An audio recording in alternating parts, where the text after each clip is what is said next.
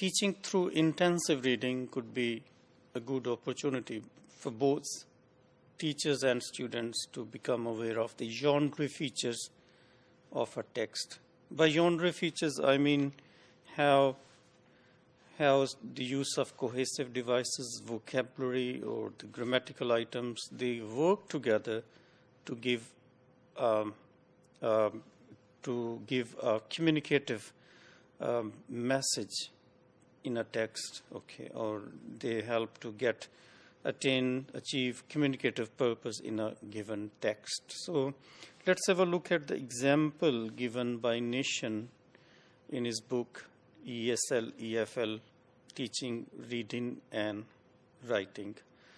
So this example is coming from Nation's book, Teaching Reading and Writing. Okay, we can use some exercises in which we involve our students to predict about the text instead of telling them about the main idea of the text before they start reading.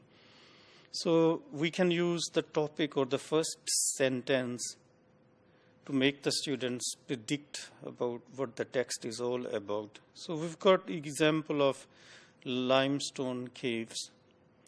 When we that's the title of a passage, for example, and that's a technique which I'm going to talk with you, and this technique you can apply to any text which you are using to teach genre features, how different parts of grammar or vocabulary are used to achieve a communicative purpose in a given text. So let's have a look at the first sentence, the opening sentence, which we can ask our student to identify where the noun is, what the purpose of the text could be, and to predict about the message of the text. So if we read together, limestone is just one of the many kinds of rocks found in New Zealand. That's the opening sentence. If you look at the very opening word is indefinite noun, limestone. So is refers to the present, just one of the many kinds of rocks.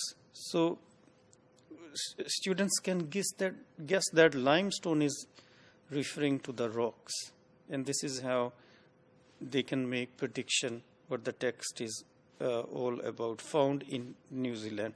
So the message that I want to convey here is that there are various activities which we can use to teach vocabulary, grammar features, cohesive devices to our students. And these activities should be carried out in such a way which involves our students in group work or pair work, and which engage them and which give them grammar or vocabulary or cohesive devices in their contextual use, not in isolation or in their decontextualized use.